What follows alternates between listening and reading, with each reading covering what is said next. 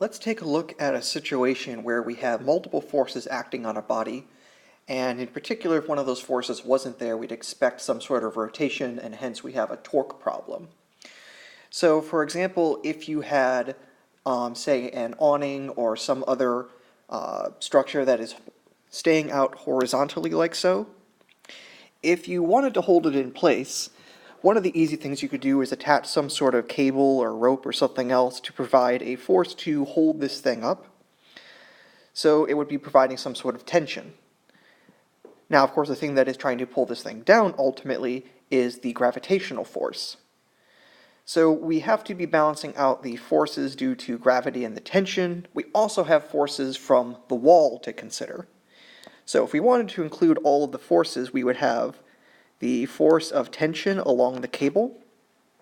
We would have the force of gravity pointing straight down. We would also have forces from the wall. So there would be a normal force from the wall itself. And also that point right there, we need to have something preventing this whole thing sliding up and down. So you probably expect there also to be some other force upward. Let's just call it F sub p, the force holding this thing in place, just to give it some labeling here. So in this case, we actually have 4 different forces acting on the body. We might know the mass of our body here, and we might know something about the angle that we're setting our cable at. But in that case, we'd only have 1 known force and 3 unknowns. This is going to be a problem. If we look at this in the case of torques, you might think we wouldn't have much of an advantage, because again, our definition of torque is force times lever arm length, and then sine theta, where theta is the angle between the force vector and the lever arm vector. So you'd think, okay, well, I have 4 different forces, I have 4 different torques. That seems to be no advantage. I still have a bunch of unknowns, but we do have some choice in where we want to consider our pivot point. And the most obvious one would probably be here at the wall. On an awning or something like that, you might even see some sort of pivot point, some sort of hinge or something for this thing to rotate about. So let's say this point right here is our pivot point. This has a huge advantage in this problem because now we know exactly what the lever arm length is between that point here and the normal force and our force holding this thing in place are. We know that lever arm length is 0. The force is being applied right at the pivot point. So we could say that the lever arm length R in the case of the normal force is also the same as the lever arm length for the force holding this in place, 0. So those torques don't contribute at all around that pivot point. So why might this be useful? Well, in the same way I could do sum of the forces equals mass times acceleration, I could do sum of the torques equals moment of inertia times angular acceleration, and if this is stable, the angular acceleration is 0, so sum of the torques is 0. And since 2 of the forces provide no torque, only these 2 forces are left that do provide a torque.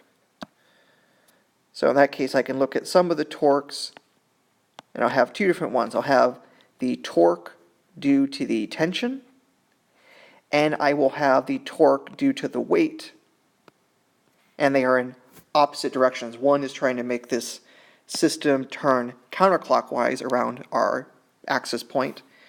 The weight is trying to make this thing rotate clockwise around our lever point. So they're pulling in opposite angular directions. So opposite torques, they need to balance out because, again, we're saying the sum of torques should be 0. That's the condition for being static. All right, so this actually now gives us a problem that we can set up. So let's take a look at our 2 different torques.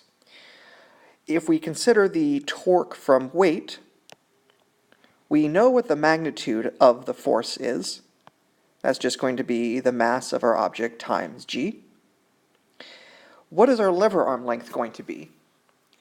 So if we assume this body is a uniform distribution of mass, that every single little section has like the same density of stuff along the way at every single point, then we would expect that the center of mass of this body to be at the geometric center, basically at the halfway point.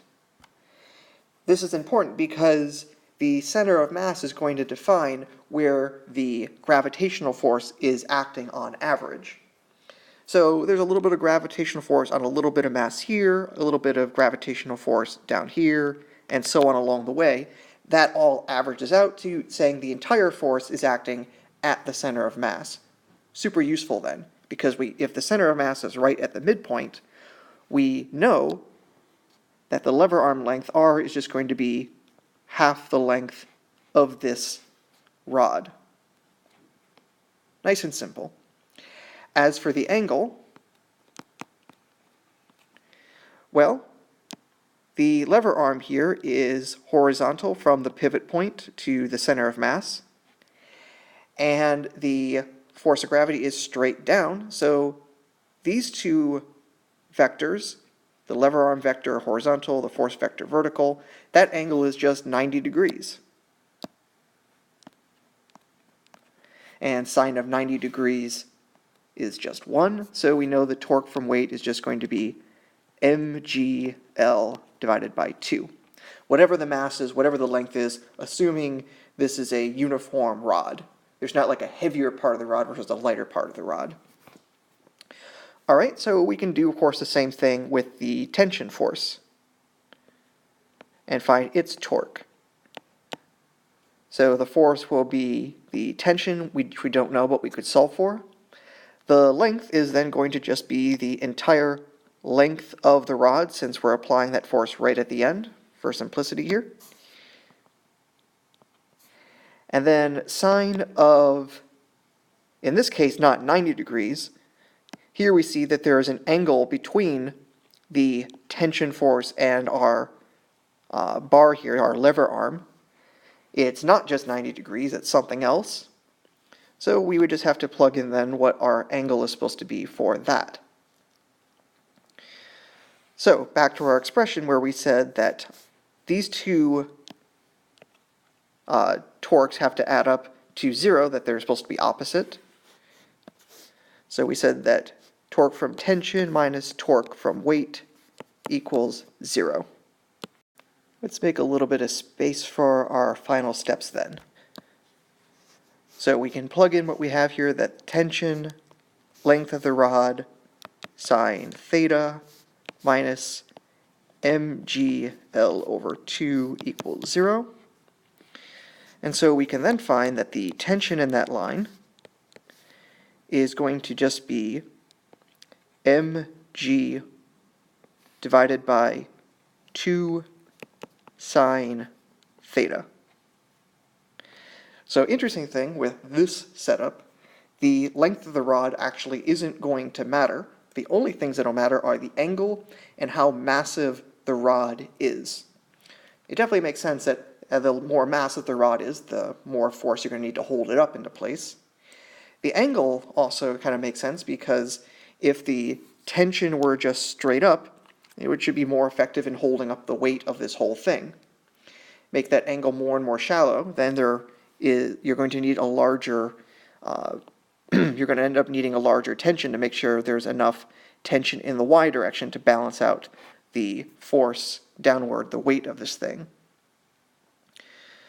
So fascinating result, and we see that if this thing were actually horizontal, if this angle were 0 and the string were perfectly flat, the tension would just blow up because I would be ending up dividing by 0. Basically means you cannot possibly make this thing work with a flat cable, as you might expect. Now, everything we've done here has been completely algebraic. If I were to give you a mass, if I were to give you an angle, you can now solve for what that tension would have to be. But you can see with these steps we didn't even need information about how long this rod is, so long as we can assume that its center of mass was at its geometric center. If that weren't the case, we would need additional information to find where that center of mass would need to be. Otherwise, though, This is a nice straightforward problem and so much easier to do if we look at sum of torques rather than sum of forces, which would include forces we don't know. If you're curious though, we could now go along and figure out, well, how massive do these other forces need to be? We could go and do those steps. So for example, the x component of the tension here is going to be moving this whole rod into the wall, so we need a normal force to balance that out. And we'll have to provide some sort of force due to this pivot here holding this in place in the vertical direction. And like I say, we can work that out, but it may not be too interesting to us. If you're an engineer, you would want to be interested because, well, that's ultimately going to be telling you, in particular, this force holding this in place would basically tell you about how much tension there might be on that pivot point. If this were some sort of hinge, you definitely want to make sure you're not putting so much force on there that you'll break said hinge. That's all, of course, for future details if you want to work that out, but the basic setups are all done here now.